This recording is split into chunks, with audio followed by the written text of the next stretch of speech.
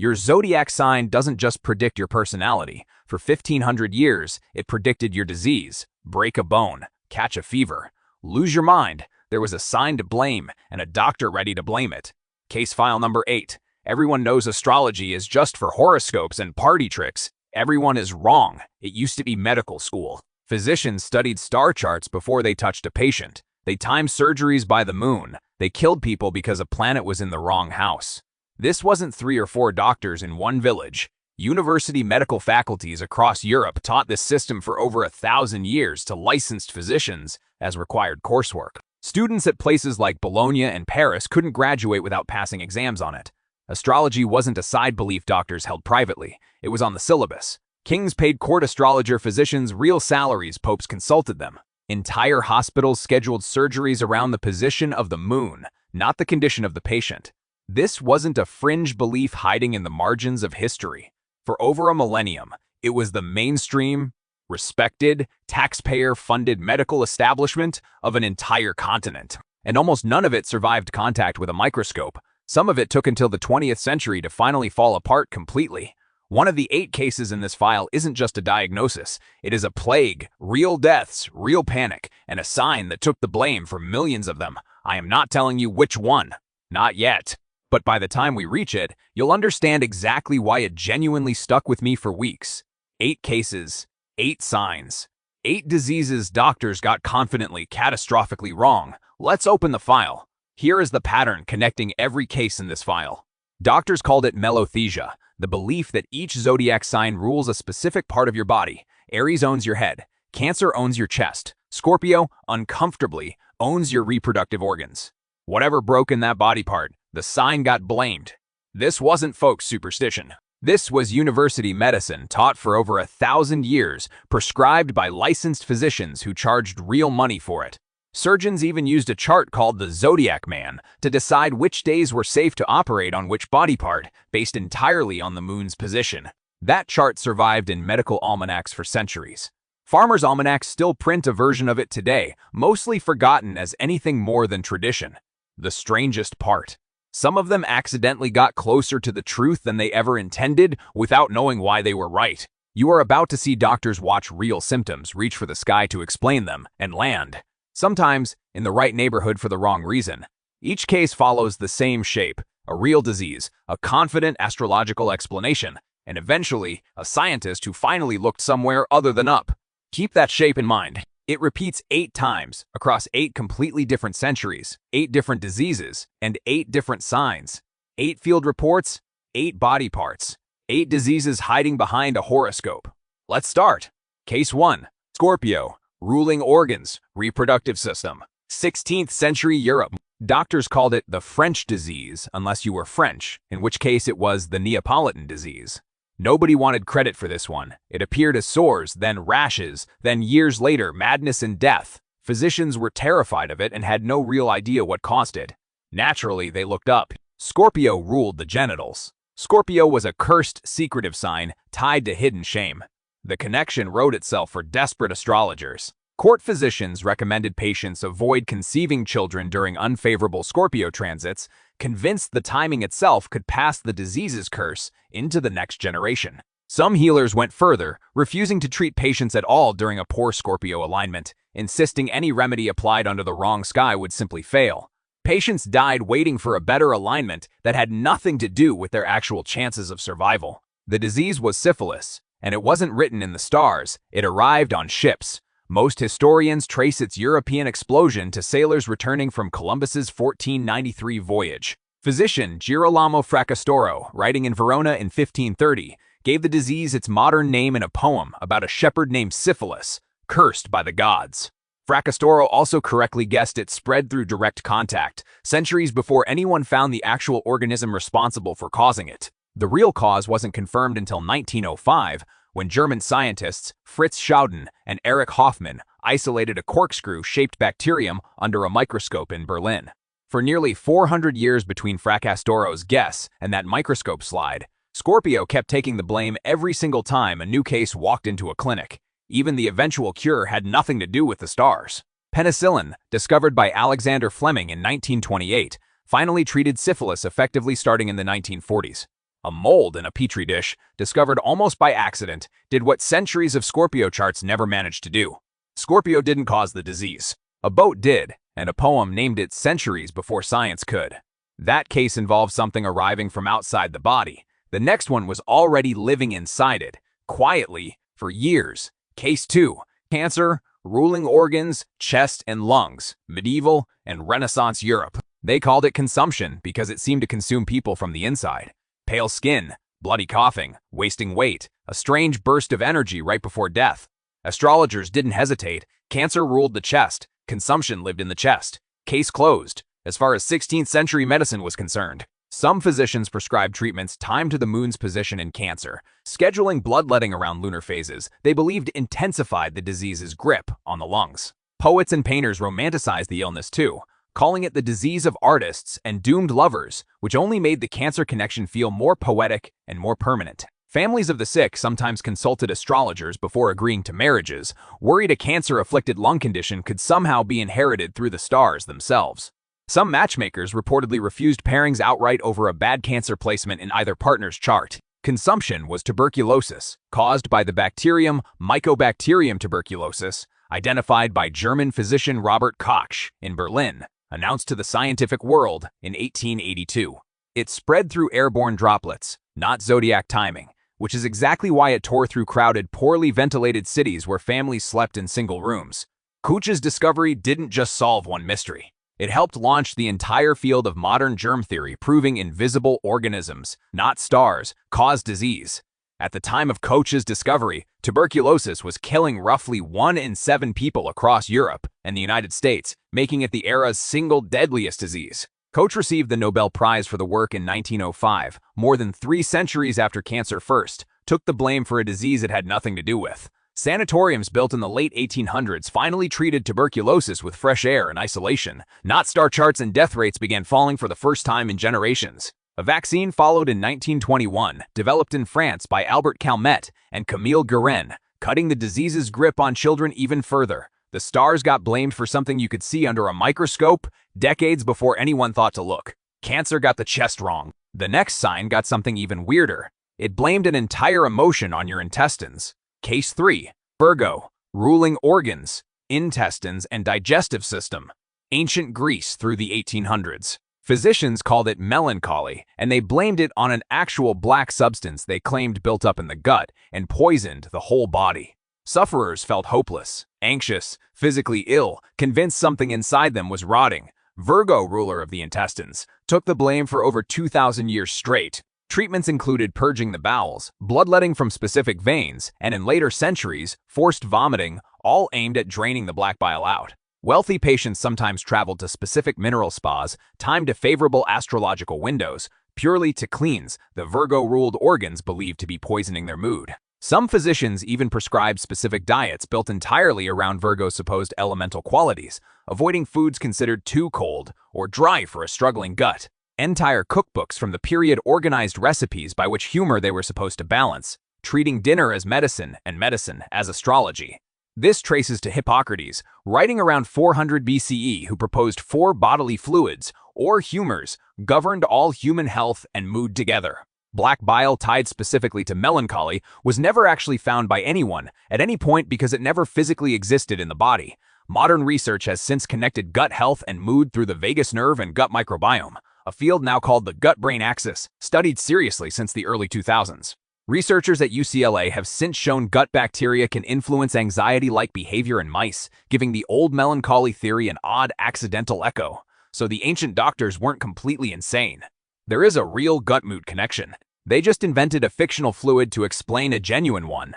It took roughly 24 centuries to go from a black liquid poisons your mood to gut bacteria influence brain chemistry, and both ideas point at the same organ. Modern psychiatry now treats depression as a mix of brain chemistry, genetics, and life circumstance, still connected to the gut, but nowhere near a mythical black fluid. Therapy and medication replaced bloodletting, but the instinct to look inward for an answer never really went away. Wrong fluid, wrong sign, accidentally right neighborhood, 2,000 years ahead of the evidence. We're halfway through this file.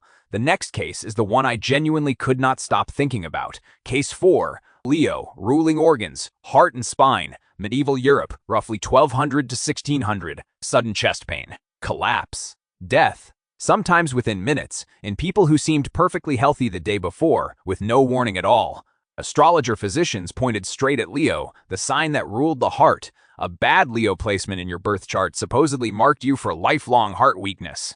Court physicians actually cast birth charts for royalty, specifically to predict heart weakness, then adjusted diet and bloodletting schedules around Leo's position in the sky. Some noble families reportedly delayed marriages and even battle plans around a child's Leo placement, treating a chart reading as seriously as a modern medical scan. Royal physicians kept detailed astrological health logs for entire dynasties, tracking every Leo transit against every recorded chest pain or fainting spell in the family line. None of those logs ever once mentioned diet, weight, or family history. The things doctors actually checked today. What they were actually watching was heart disease, atherosclerosis, arrhythmia, and undiagnosed heart failure, conditions involving genetics, diet, and slow blood vessel damage over decades. English physician William Harvey didn't correctly describe blood circulation as a closed loop until 1628, meaning for most of this era, doctors didn't know blood pumped in a cycle at all. Before Harvey, the dominant theory from the Greek physician Galen claimed the liver constantly manufactured new blood that the body simply burned off and never reused. They were diagnosing the deadliest organ in the body using a lion in the sky, while the real mechanism sat undiscovered for nearly 400 more years. Even after Harvey's discovery, it took another 2 centuries before doctors connected diet, cholesterol, and clogged arteries to sudden cardiac collapse at all. Leo, meanwhile, kept its reputation as the heart's ruling sign in astrology books the entire time. The modern understanding of heart attacks didn't fully arrive until the 20th century, once doctors could finally examine damaged heart tissue directly after death. The first electrocardiogram machine, built in 1903 by Dutch physiologist Willem Einthoven, finally let doctors watch a living heart's rhythm without guessing at all. Not true. Leo didn't break anyone's heart. 400 years of ignorance did. Actually, the next disease didn't attack one organ. It attacked how an entire town breathed, all at once. Case 5, Gemini, ruling organs, lungs, arms, and shoulders, recurring across medieval winters. Sudden fever, chills, aching joints, a cough that swept through entire towns within days, then vanished just as fast, only to return the following year. Gemini, the twins, ruled the lungs. A twin sign for a disease that seemed to arrive in matching waves. Astrologers found that pattern too perfect to ignore. Treatments included burning specific herbs believed to align with Gemini's Aries element, meant to lighten the lungs and physically clear the illness out of the body. Some town records even describe entire congregations praying together during Gemini's influential months, treating the recurring outbreak as a predictable, near-religious calendar event. Market days were sometimes rescheduled entirely around Gemini's position, out of fear that gathering crowds during an unfavorable transit would only spread the illness faster. Ironically, crowding itself was the real danger, just not for the reason anyone suspected at the time. This was almost certainly seasonal influenza, caused by a virus that wasn't actually isolated until 1933, when British researchers Wilson Smith, Christopher Andrews, and Patrick Laidlaw found it in ferrets in London. Influenza spreads fastest in cold, dry air and crowded indoor spaces, exactly the conditions of a medieval winter, with zero real connection to constellations overhead. Modern flu season still peaks in the exact same cold months today. The waves astrologers noticed were real. They just had the mechanism completely backwards. It wasn't the stars repeating, it was the virus mutating and returning yearly. Modern virologists now know influenza's genetic material can reshuffle almost entirely between seasons, which is exactly why last year's immunity rarely protects you again. That yearly reshuffling is also why you still get a new flu shot every single year, 6 centuries after Gemini first took the blame for the same virus. The 1918 influenza pandemic alone killed an estimated 50 million people worldwide, proof the same virus family Gemini once explained away could still devastate an entire planet. By then, nobody blamed the twins anymore, and honestly, that shift alone probably saved lives. They just didn't have a working vaccine yet either. Wrong again. The twins didn't do it. A virus that changes its own face every year did. Here is what really happened with the next case.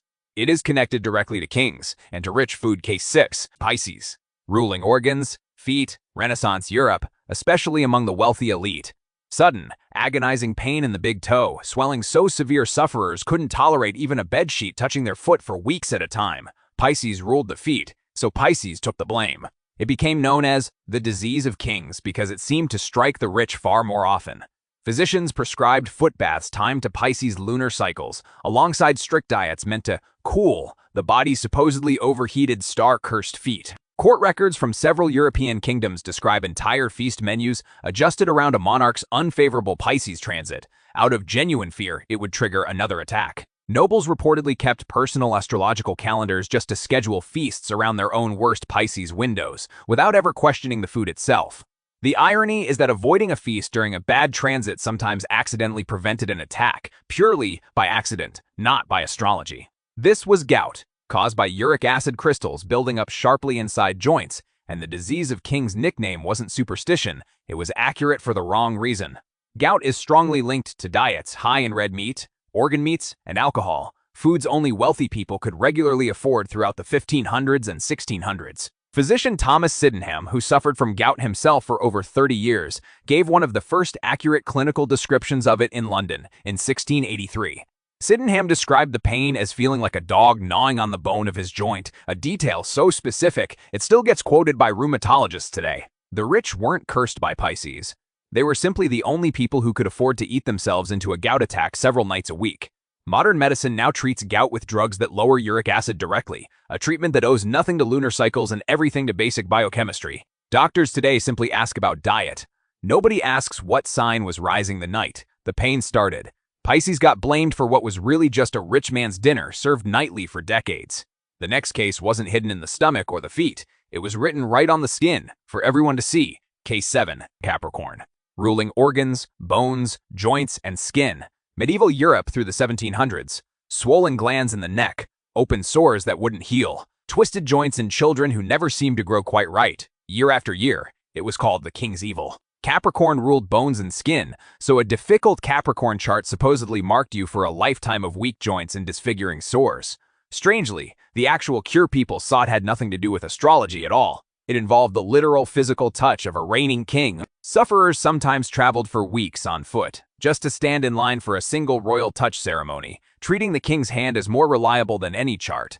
Astrologers at court still cast individual charts for each sufferer beforehand, insisting the royal touch worked best when timed to a favorable Capricorn window. Some sufferers waited months for the right alignment before even requesting an audience with the king.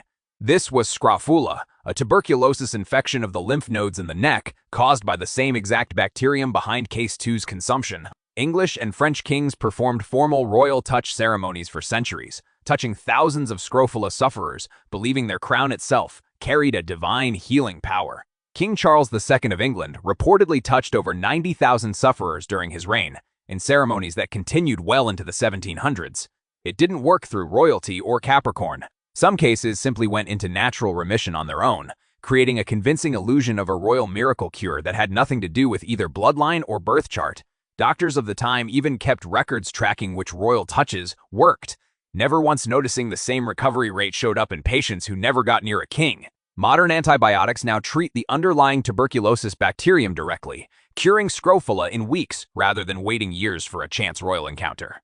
No crown required, no favorable transit needed, just a prescription and a few weeks of patience. Not the stars, not the crown, just a bacterium that occasionally gave up on its own.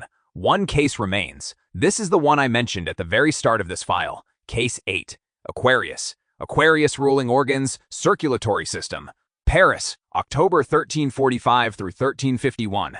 The most respected medical minds in Europe, the astrologers of the University of Paris, were formally asked by the King of France to explain a horrifying new disease. Their official 1348 report blamed a rare planetary alignment, Saturn, Jupiter, and Mars clustering together in Aquarius on the 20th of March, 1345, over a year before the disease even arrived.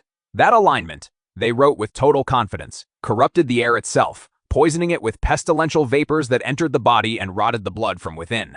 The same report specifically warned that Aquarius, ruling the blood and circulatory system, made the corrupted air especially dangerous once it entered a person's veins. City officials across Europe used this same official report to justify quarantines timed to astrological calendars, rather than to any observation of how the disease actually traveled.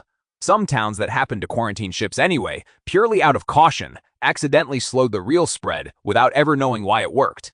The disease was the Black Death. caused by the bacterium Yersinia pestis, spread by fleas living on black rats aboard merchant trading ships from Central Asia. It killed an estimated 25 million people in Europe alone between 1347 and 1351, roughly one-third of the continent's entire population. In under 4 years, entire villages were left with no one alive to bury the dead. The University of Paris report wasn't a fringe theory scribbled by outsiders. It was the official, government-commissioned medical explanation, accepted and repeated by physicians for the next 300 years. Doctors wore beaked masks stuffed with herbs, believing the shape and scent could filter out the star-poisoned air the University of Paris had described in official writing. The final piece of evidence is the hardest to explain. The actual bacterium wasn't identified until 1894 by Alexandre Yersin in Hong Kong during a separate outbreak. Europe blamed the sky for 5.5 centuries, while the real cause, a flea bite, went unquestioned in plain sight the entire time. Yersin's discovery, made almost by accident while racing a rival researcher to the same conclusion, finally closed a case the University of Paris had opened 5 centuries earlier. Modern plague cases are now treated with ordinary antibiotics, and outbreaks are controlled through flea and rodent management, not planetary alignment. The same bacterium that once erased a third of an entire continent now gets handled routinely with a 2-week course of antibiotics. Wrong again, but this time, the wrong answer cost millions of lives while the real one waited 500 years to surface. That is the case I promised you at the start. Now here is what all 8 of them add up to, together. Final section, pattern close. Here is the pattern. Every single case in this file wasn't astrologers inventing nonsense from nothing at all. They were watching real symptoms, real deaths, real patterns in the body, and reaching for the only explanatory system they had, which happened to be the sky. The tragedy isn't that they looked up. It is that looking up delayed looking through a microscope by centuries, and real people died waiting for that shift. From syphilis to the Black Death, the actual cause was always there, hiding in ships, bacteria, and diet, never once in a planet's position. Notice something else across all 8 cases. The more confident and official the astrological explanation sounded, the longer it survived unchallenged. Sometimes for entire centuries at a stretch. Every cure that actually worked came from the same place. Someone willing to put down the star chart and pick up a microscope instead. That shift didn't happen all at once. It happened case by case, discovery by discovery, over roughly 400 years. Every one of these cases is fully documented, sitting in university archives most people will never think to open. Case file number 8, closed. Drop a comment if you actually knew even one of these before today. I'll wait. Next case file. We're opening something even stranger. A piece of common knowledge about the human body that has been wrong since ancient Egypt. 8 signs. 8 diseases. 0 cures that ever came from a horoscope. This is Professor Detective. Stay curious. The truth is always hiding in plain sight.